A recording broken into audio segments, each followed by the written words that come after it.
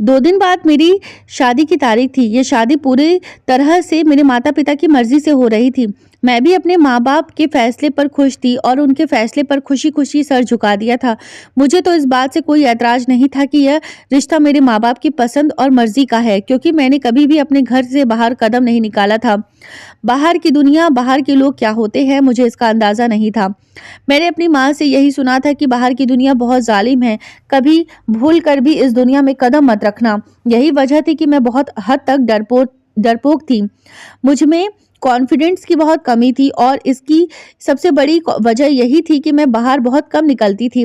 कभी किसी से बात करनी पड़ जाती तो बहुत ही ज़्यादा मुश्किल से कर पाती थी। माँ के मुँह में से अक्सर यही सुना करती थी कि पता नहीं मैं दूसरे घर जाकर कैसे गुज़ारा करूँगी। 2 दिन बाद अब मेरी शादी थी तो यही बात मुझे डरा रही थी कि पता नहीं मेरी आगे आने वाली ज़िंदगी कैसे गुज़रेगी। मगर मैं अपने माँ-बाप के फैसले पर सर झुका दिया था कि वह मेरे लिए जो करेंगे अच्छा ही करेंगे। आखिरकार शादी का दिन भी आ गया। पापा मेरी शादी के दिन बहुत ज़्यादा खुश थे। उनकी तबीयत कुछ दिनों से काफ़ी खराब थी, मगर फिर भी वह शादी के तमाम काम खुद ही देख रहे थे। मेहमानों से लेकर खाने का इंतज़ाम तक पापा ने खुद ही किया था। हर चीज़ वो दौड़-दौड़ कर रहे थे। उनका बस नहीं चल रहा था कि वह किस तरह अपनी खुशी मनाएँ। क्योंकि मैं 2 भाइयों की इकलौती बहन थी। दोनों भाई मुझसे बहुत छोटे थे और हमारे घर के हालात भी बहुत ज़्यादा अच्छे नहीं थे, मगर पापा मेरी शादी के लिए सालों से पैसे इकट्ठे कर रहे थे, ताकि वो मेरी शादी के फ़र्ज़ से खुशी-खुशी मुक्त हो सके। और आज वो दिन आ गया था, तो पापा भी खुशी का ठिकाना नहीं था। पापा के जोड़े हुए पैसों से शादी की तैयारी उनकी नज़र नहीं आ रही थी, तो उन्होंने मेरी शादी के लिए कर्ज़ भी लिया और इस तरह वह मेरी शादी की वजह से कर्ज़ में डूब चुके थे। मुझे इस बात का बहुत एहसास था कि मेरे पापा मेरी शादी की वजह से कर्ज में डूब गए हैं। मैं यह भी जानती थी कि मेरे पापा के लिए यह कर्ज उतारना बहुत ही मुश्किल रहेगा। पापा को लेकर मैं बहुत ज़्यादा दुखी हो गई और खैर बहुत ही खुशी-खुशी मेरी शादी निपट गई और मैं ब्याह कर अपनी ससुराल आ गई। ससुराल आई तो सबने ही मेरा बहुत ही शानदार स्वागत किया। मेरे ससुराल वाले मुझे लेकर बहुत खुश थे। मैं थी भी तो बहुत सुंदर। कोई भी मुझे देखता तो मेरे ऊपर काँच की गुड़िया होने का गुमान होता। बड़ी-बड़ी काली आँखें, दूध जैसी सफ़ेद सफ़ेद रंग, छरहरा बदन, कमर तक आते लंबे काले बाल। यही वजह थी कि मेरी माँ ने मुझे घर से बहुत कम बाहर निकाला था। जैसे ही जवानी की दहलीज पर कदम रखा था, मेरे माँ-बाप को मेरी चिंता होने लगी थी। उन्होंने मेरी खूबसूरती से डर लगने लगा था कि कहीं कोई ऊंच-नीच ना हो जाए। मेरे पति ने मेरी तस्वीर को तो पहले ही देख रखी थी, लेकिन जब मुझे अपने सामने बैठे देखा तो वह दिल थाम कर रह गया था। मुझे विश्वास नहीं हो रहा था कि इतनी खूबसूरत कांच की गुड़िया उसकी पत्नी बन गई थी। शादी की पहली रात ही मेरे पति ने मुझे इतना प्यार दिया कि मेरे अंदर से सारा डर निकल गया था। मैं बहुत खुश थी और भगवान को धन्यवाद दिया था कि मुझे इतना प्यार करने वाला जीवन साथी मिला था।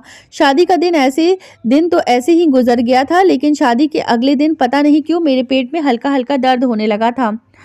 दर्द हल्का-हल्का था, इसीलिए मैंने इग्नोर कर दिया, क्योंकि शादी के कुछ देर दिन पहले भी मेरे पेट में दर्द उठ रहा था, मगर कुछ देर यह दर्द रुक गया था।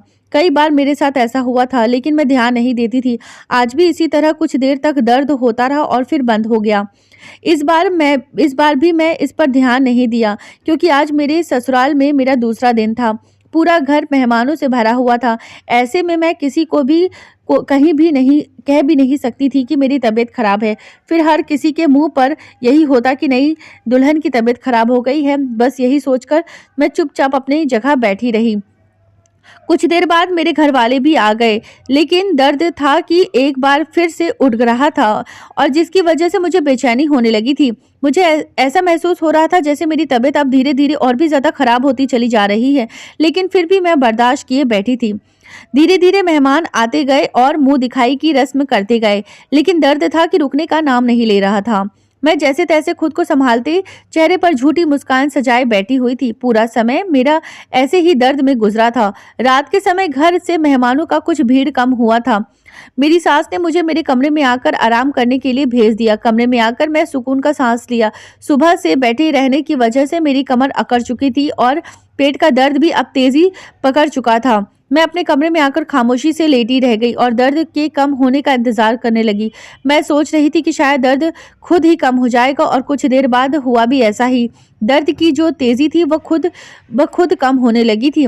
दर्द को कम होते देकर मैंने सुकून का सांस लिया। मुझे शादी में बाजार के खाना खाने पड़े थे। हो सकता है इसीलिए मेरे पेट में दर्द उठ रहा हो, वरना और कोई वजह तो मेरी समझ में नहीं आ रही थी। और इसी वजह को मैंने किसी को बताना भी ठीक नहीं समझा। सब यही सोचते शायद ज़्यादा खाने की वजह से मेरे पेट में दर्द है। मैंने रात खाना भी नहीं खाया था। दर्द बहुत हद तक कम हो चुका था, बल्कि उन्हें कहना चाहिए कि बिल्कुल ही खत्म हो चुका था। दिन भर की थकी हुई थी और दर्द से परेशान रही तो बेड पर लेटते ही मुझे नींद आ गई थी। मेरा पति राहुल कमरे में कब आया मुझे कुछ नहीं पता चला, लेकिन उसने मुझे डिस्टर्ब करना सही नहीं समझा और वह भी मेरे करीब होकर लेट गया। अगले दिन भी मेहमानों का आना जाना लगा रहा था, लेकिन भगवान की कृपा थी कि आज मुझे दर्द बिल्कुल भी नहीं हो रहा था। मैंने भी यही समझा कि शायद मुझे बाजार के खाने की वजह से ही दर्द हुआ हो। आज शादी का तीसरा दिन था। शादी के हंगामे में सब थक चुके थे। घर में सभी लोग शादी की थकान उतार रहे थे। सभी लोग देर से सोकर उठ रहे थे।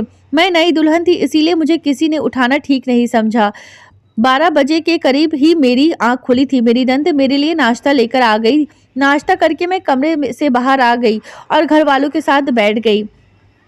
तभी मुझे अपनी तबीयत तो फिर थोड़ी ढीली मालूम होने लगी, मगर मैंने उसे अपना वहम समझकर झटक दिया। सबके साथ हंस बोल कर समय गुजारने लगी। जाहिर है शादी का घर था तो कुछ न कुछ मेहमान तो अभी भी मौजूद थे। राहुल की दूसरे शहर से बुआ आई तो अब तक घर पर ही मौजूद थी। वह मुझे ऊपर से नीचे तक घूर घूर कर देख रही थी।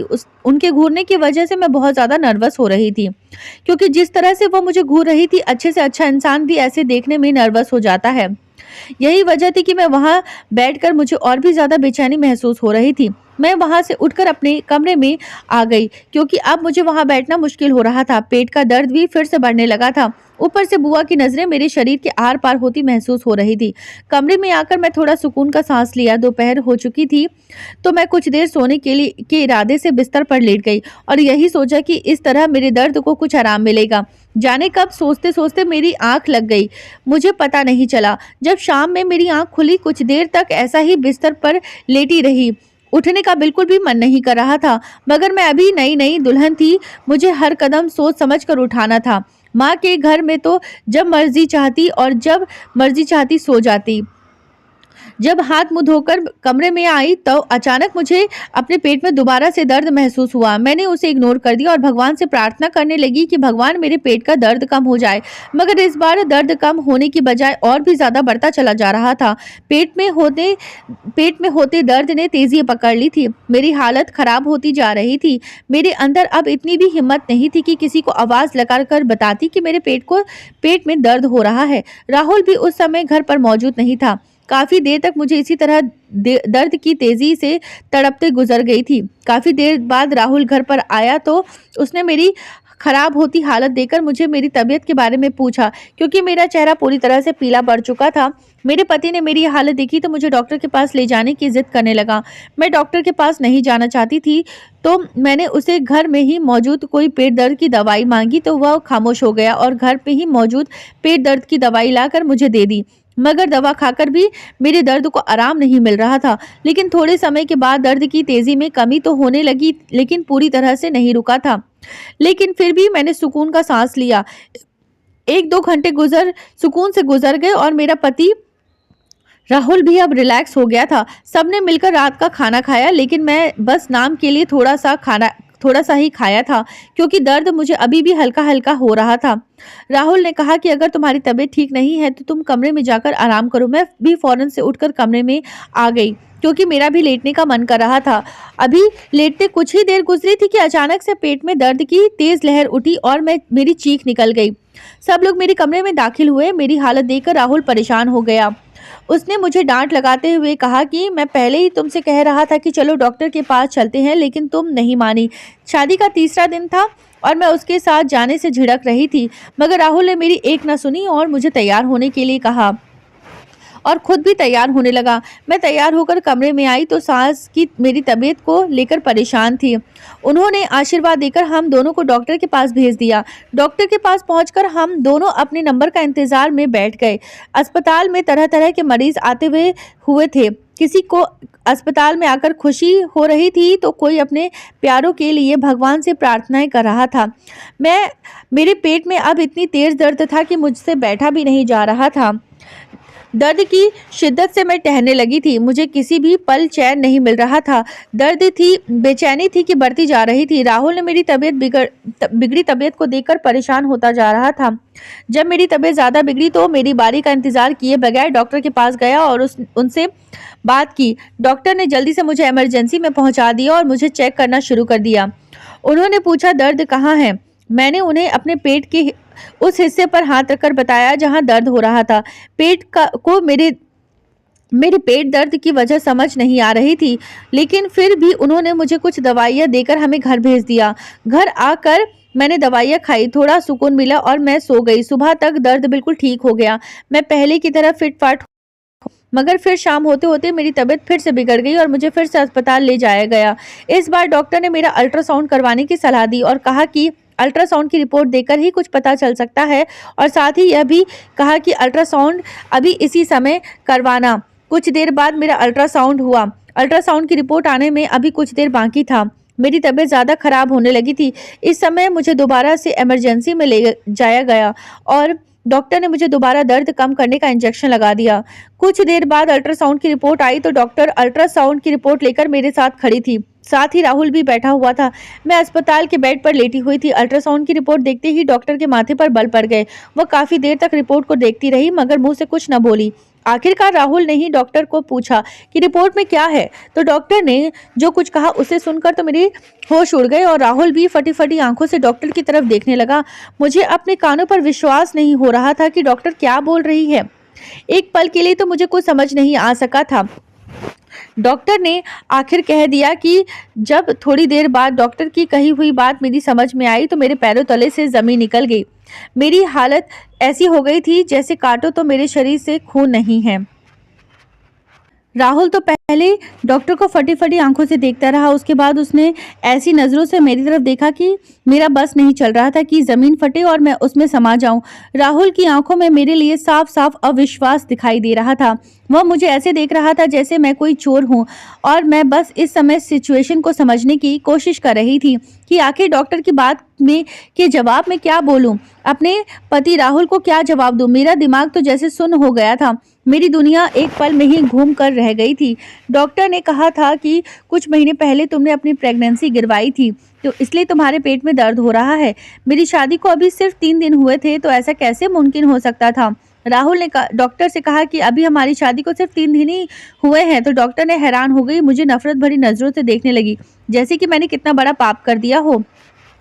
डॉक्टर ने कहा कि इस बारे में तो आप अपनी पत्नी से पूछे, ना जाने कहां कहां गुल खिलाकर आई है। डॉक्टर के मुंह से अपने लिए ऐसे शब्द सुनकर मेरा पूरा कमरा घूमता हुआ महसूस हुआ था। राहुल मुझे खून भरी नजरों से घूर रहा था। मैं मुजरिम ना होते हुए भी उसके सामने सर झुकाए बैठी थी। वार्ड में मौजूद और भी नर्सें मेरी तरफ देख देखकर एक दूसरे के कानों में खुसर फुसर कर रही थी और डॉक्टर मेरी तरफ नफरत भरी नजरों से देख रही थी। राहुल काफी देर तक खामोश बैठा जमीन को घूरता रहा। मैं अपनी सफाई में एक शब्द भी नहीं बोल पा रही थी। डॉक्टर ने मुझे कुछ बोलने के लिए छोड़ा ही कब था। उसने तो सीधे मेरे दामन को ही दागदार कर दिया था। मैं बस शौक की कैफियत में बैठी थी। मुजरिम ना होते हुए भी मैं अपनी पति की नजरें नहीं मिला पा रही थी। मुझे समझ में नहीं आ रहा था कि मैं आखिर अपनी बेगुनाही का विश्वास कैसे दिलाऊं। मुझे उस समय अपनी माँ की बातें याद आने लगी थी जब वह मेरी कम बोलने की आदत से परेशान हो जाया करती थी। वह यह भी जानती थी कि मुझ में कॉन्फिडेंस की बहुत कमी है। मुझे अपने लिए कुछ बोलना नहीं आता और आज जब इतना खास मौका था, मेरे कैरेक्टर पर बात हो रही थी, कीचड़ उछाला जा रहा था तो मेरे होठ सिल चुके थे। मेरा दिमाग जैसे बिल्कुल ही सुन्न हो चुका था। आज मुझे अपनी माँ की कमी का एहसास हुआ कि मैं अपने लिए बोलना कभी क्यों नहीं सीखा। कुछ देर बाद एक नर्स ने आकर मुझे ड्रॉप लगा दी ताकि मेरे पेट का दर्द रुक सके। वह ड्रॉप लगभग 2 घंटे में खत्म हुई थी। वह 2 घंटे मैं सूली पर गुजारे थे। सामने राहुल जमीन पर नजरें गाड़े बैठा था और मैं अब तक डॉक्टर की इस बात पर हैरान थी। मैं कभी प्रेग्नेंट थी ही नहीं तो फिर भला डॉक्टर इतनी बड़ी बात कैसे कह सकती थी। ड्रॉप खत्म हुई तो राहुल मुझे घर लेकर आ गया। मैं लड़खड़ा रही थी, मेरे पाँव जैसे मन भर को हो रहे थे। मुझे अपने पति की लाल आंखें और माथे के बल देखकर खौफ महसूस हो रहा था। प्रेग्नेंट होना तो बहुत दूर की बात है, मुझे तो मेरे पति के अलावा कभी किसी ने हाथ भी नहीं लगाया था। मैं बिल्कुल पवित्र थी, तो भला डॉक्टर यह बात कैसे कह सकते थे। सोच सोचकर मेरे सर में दर्द होने लगा। राहुल मुझे घसीटते हुए घर लेकर आया। मैं अपने कमरे में चली गई और राहुल सीधा अपनी माँ के कमरे में चला गया। उसने मुझे इस बारे में एक शब्द भी नहीं पूछा था। शायद वह डॉक्टर की बात पर विश्वास ले आया था। मुझे एक बार भी अपनी सफाई का मौका नहीं दिया गया था। मैं अपने कमरे में बैठी इसी बात पर सोच सोच कर परेशान हो रही थी कि न जाने अब आगे क्या होगा। इसी उलझन में बैठी आंसू बहा रही थी कि तभी कमरे का दरवाजा खुला और राहुल के साथ उनकी माँ भी कमरे में दाखिल हुई। और कमरे में आते ही राहुल की माँ ने मुझे कोसना शुरू कर दिया कि कैसी चरित्रहीन बहू उनके पल्ले पड़ गई है। उन्होंने मेरे सामने ही मेरी माँ और पापा को फोन मिलाया और उन्हें न जाने कितनी बातें सुनाई और साथ ही यह भी कहा कि आकर अपनी बेटी को ले जाओ और ऐसी आवारा और चरित्रहीन बहू को अपने घर में नहीं रख सकते। इस मामले में राहुल बिल्कुल खामोश खड़ा था। वह बस खामोशी से अपनी माँ और मेरी माँ और पापा से बात करते हुए सुन रहा था। मेरी आत्मा जैसे अंदर ही अंदर चीख रही थी। मैं अपनी सफाई में कुछ बोलना चाहती थी लेकिन मेरे मुंह से कुछ भी नहीं निकल रहा था। हाँ, मेरी आंखों से आंसू बह रहे थे। मुझे किसी ने एक शब्द में ही पूछा और सीधा अपना फैसला सुना दिया था। लेकिन इस समय मुझे अपनी बिल्कुल परवाह नहीं थी। सबसे ज़्यादा परवाह मुझे अपने माँ बाप की थी कि यह सब सुनकर उनके दिल पर क्या गुजरी होगी। मैं जानती थी कि मेरे माँ पापा ने मेरी शादी कितनी मुश्किलों से की है। कितनी जगह से उन्होंने कर्ज लिया था। कर्ज उतारना तो दूर की बात है, अभी तो उन्हें इस बात की जानकारी नहीं थी कि आखिर इतना कर्ज हो चुका है। शादी के तीसरे दिन ही यह तमाशा हो गया था। मेरी सास लगातार मुझे बातें सुना रही थी और न जाने कौन कौन से घटिया शब्द मेरे लिए इस्तेमाल कर रही थी। राहुल की आंखों में तो खून उतर आया था। वह मुझे नफरत और गुस्से भरी निगाहों से घूर रहा था। वह मुझे तलाक देने के लिए तैयार बैठा था, बस मेरे मम्मी पापा का इंतजार कर रहा था। मैं डरी सहमी थी, एक कोने में मुजरिम बनकर खड़ी थी। मेरी सास तो इसी बात का भगवान को धन्यवाद कर रही थी कि जल्द ही उन लोगों को सामने मेरी सच्चाई खुलकर आ गई और उन लोगों की मुझसे जान छूट गई। कुछ देर बाद मेरे मम्मी पापा और बदहवासी की हालत में मेरे ससुराल पहुंच गए थे।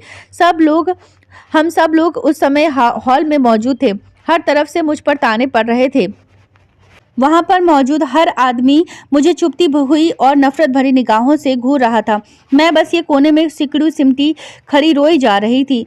बस रोने से मतलब था, इसके अलावा मुझे कुछ भी नहीं आ रहा था कि क्या करूं। राहुल की बुआ भी मुझे बदचलन और चरित्रहीन जैसे शब्दों से नवाज रही थी और मेरी सास को कह रही थी कि उन्होंने लाख मना किया था कि अनजान लोगों में शादी मत करो, मगर तुमने मेरी एक बात नहीं सुनी थी और अपने बेटे की शादी अनजान लोगों में कर दी। बुआ इस शादी के खिलाफ थी क्योंकि वह राहुल की शादी अपनी मर्जी से करवाना चाहती थी, लेकिन मेरी सास जिद पर अड़ी थी कि मैं राहुल की शादी अपनी पसंद से करूंगी। इसी वजह से दोनों नंद भौजाई में तनी कसी हुई थी।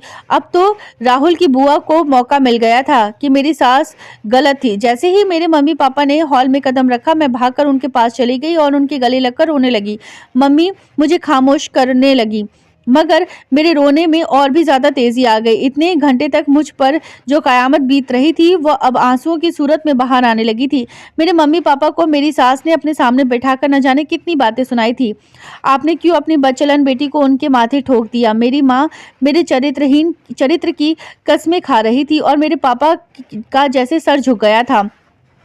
उस पल मेरे पापा मुझे और भी ज्यादा कमजोर और बूढ़े नजर आने लगे थे। मेरी मम्मी मेरी सास मेरे पति को यही विश्वास दिला रही थी कि जरूर कोई गलत फहमी हुई है, उनकी बेटी ऐसी बिल्कुल नहीं है, मगर वह लोग कोई भी सफाई सुनने को तैयार नहीं थी। उनका बस यही रट था कि अपनी बेटी को यहाँ से ले जाओ। अब वह लोग एक पल के लिए भी मुझे घर में बर्दाश्त नहीं कर सकते। राहुल का भी गुस्से से बुरा हाल था। उन्होंने मेरा हाथ पकड़कर मेरे पापा के हाथ में दे दिया और कहा कि आप इसे लेकर चले जाएं। लेकर चले जाएं। मैं अब और अपने घर में बर्दाश्त नहीं कर सकता। कुछ ही दिनों में आपके घर तलाक के पेपर आ जाएंगे। तलाक की बात सुनते ही मेरे पापा ने राहुल के पैरों में अपना सर रख दिया और उनसे कुछ समय की मोहलत मांगी। राहुल को मेरे पापा की हालत पर कुछ दया आ गई और कुछ दिनों के लिए राजी हो गया। कहने लगा कि मैं आपको और अपनी बेटी को थोड़ा समय देता हूँ। अगर आप लोग अपनी बेटी की बेगुनाही साबित नहीं कर सकते तो फिर मैं इसे अपने साथ नहीं रखूँगा और मैं इसे तलाक देकर आपके घर भेज दूँगा। मेरे और मेरे मम्मी-पापा के लिए ये थोड़ा-सा समय भी बहुत था। इतने समय में मैं अपने बेगुनाही साबित कर सकती थी। मेरे मम्मी-पापा मुझे लेकर घर आ गए। मेरे घर में अलग ही कोहराम मचा हुआ था। अभी शादी को तीसरा दिन ही था कि मेरे पति की ज़ुबान पर तलाक देने की बात थी। ऊपर से मेरे चरित्र पर भी कीचड़ उछाला गया था। मुझे कुछ भी समझ नहीं आ रहा था कि आगे क्या होगा। मेरे भैया ने डॉक्टर की कही सुनी बात तो हो गुस्से से पागल हो गए थे और मुझे मारने के लिए बढ़े। कहने लगे कि तुमने सारे ज़माने में हमारी नाक कटा दी है, हमें कहीं भी मुँह दिखाने के लायक नहीं छोड़ा। लेकिन मैं तो बस रोई जा रही थी। जब अपने पति और सास की कोई सफाई ना दे पाई तो अपने भाइयों को क्या सफाई देती। मेरे मुंह से तो एक शब्द भी नहीं निकल रहा था। मम्मी और पापा ने बीच में आकर मेरे भाई का हाथ रोक लिया। देखते ही देखते यह खबर पूरे खानदान में फैल गई कि मैं शादी से पहले ही प्रेग्नेंट हो चुकी थी। ये खबर सुनते ही सब लोगों ने अपने दांतों तले उंगलियां दबा ली। मम्मी पापा सबके हाथ जोड़कर अपने कमरे में बैठे मेरे आने वाले फ्यूचर की बारे में सोच रहे थे। मैं अपने आने वाले कल के बारे में सोच कर परेशान हो रही थी। पूरी रात जागते हुए आंखों में कट गई। मुझे एक पल के लिए भी चैन नहीं मिल रहा था। सुबह जब मैं अपने कमरे से बाहर आई तो मम्मी पापा तैयार बैठे थे। मुझे देखकर मम्मी ने कहा कि तुम भी तैयार हो जाओ। मम्मी से कोई सवाल नहीं किया और दोबारा अपने कमरे में जाकर तैयार हो गई। अपना हुलिया ठीक करके जब मैं बाहर आई तो मम्मी ने मुझे बताया कि वह मुझे लेकर दोबारा उसी डॉक्टर के पास जा रहे हैं ताकि मेरा दोबारा से चेकअप करवाया जाए, क्योंकि मेरे मम्मी पापा का बिल्कुल विश्वास नहीं था कि ऐसा भी हो सकता है। मेरे मम्मी पापा को मेरे ऊपर अटूट विश्वास था क्योंकि मेरी पूरी ज़िंदगी उनके सामने ही गुजरी थी। मेरी मम्मी पापा मेरे चरित्र की से अच्छी तरह जानते थे। वह चाहकर भी मेरे ऊपर शक नहीं कर सकते थे। रात भर बैठकर दोनों ने यही सोचा था कि इस डॉक्टर को मुझे दोबारा दिखाया जाए ताकि हकीकत खुलकर सामने आ जाए। हम लोग दोबारा हॉस्पिटल पहुंच चुके थे। मेरे पति को भी पापा ने फ़ोन करके हॉस्पिटल ही बुला लिया था। राहुल आना नहीं चाहता था मगर पापा ने बहुत ही ज़्यादा जोर दिया तो वह खामोशी से आ गया। अस्पताल में जब मेरा राहुल से सामना हुआ तो उसने मेरी तरफ देखना भी गवारा नहीं किया। मैं अपने आंसू पीकर रह गई। जब हमारा नंबर आया तो मैं मम्मी पापा के साथ डॉक्टर के पास गई। डॉक्टर मुझे देखते ही पहचान चुकी थी, मगर जब मेरी माँ ने उन्हें विश्वास दिलाया कि ऐसा हो ही नहीं सकता कि मेरी बेटी शादी से पहले प्रेग्नेंट हो गई हो, मैं भी डॉक्टर को बहुत विश्वास दिलाया। मैं बिल्कुल पवित्र हूँ, प्रेग्नेंट होना तो दूर की बात है। तो डॉक्टर ने कुछ सोच में पड़ गई और उसने दोबारा से मेरा अल्ट्रासाउंड लिख कर दे दिया। मैं मम्मी के साथ दोबारा अल्ट्रासाउंड रूम में पहुंच गई थी। अल्ट्रासाउंड करवा के फ्री हुई तो डॉक्टर ने कुछ देर बाद रिपोर्ट्स मिलने को कहा। उस समय मैं जैसे सूली पर गुजारा था। अगर आज भी अल्ट्रासाउंड की रिपोर्ट कुछ ऐसी ही आती तो मेरा घर तबाह और बर्बाद होने से कोई नहीं बचा सकता था। यही वजह थी कि मेरा दिल भगवान से रो रो कर प्रार्थना कर रहा था कि अल्ट्रासाउंड की रिपोर्ट बिल्कुल ठीक हो और जो सच है वही सब कुछ सामने आए, वरना मेरा तो घर बर्बाद हो ही जाता। मेरी जग हंसाई भी होती, मैं समाज में बदनाम होकर रह जाती। ऐसी बदनामी का दाग था जो जिंदगी भर मेरे दामन को नहीं छोड़ सकता था।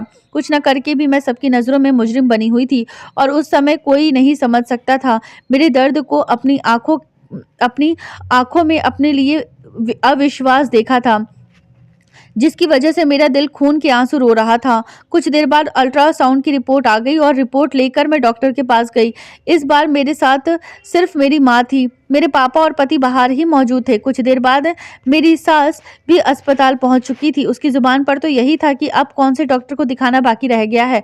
वो राहुल से कह रही थी कि इस चरित्रहीन लड़की को तलाक देकर मामला खत्म करो, मगर शायद राहुल को भगवान का डर था। वह तलाक देने से पहले अच्छी तरह सब कुछ छानबीन कर लेना चाहता था ताकि कहीं उसके हाथों कुछ गलत फैसला ना हो जाए, इसीलिए वह अपने आप को रोका हुआ था।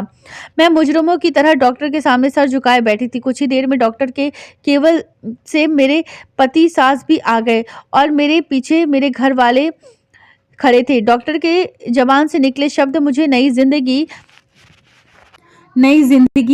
भी दे सकते थे या फिर मुझे मौत की गहराइयों में भी फेंक सकते थे। मेरी जिंदगी की अब डोर डॉक्टर के हाथ में थी और मैं डॉक्टर के मुंह से निकलने वाले फैसले का इंतजार कर रही थी। कुछ देर तक डॉक्टर मेरी रिपोर्ट देखते ही देखती रही। फिर उसने मेरी पिछली रिपोर्ट मांगी, जो मैंने अपने बैग से निकालकर डॉक्टर के सामने रख दी।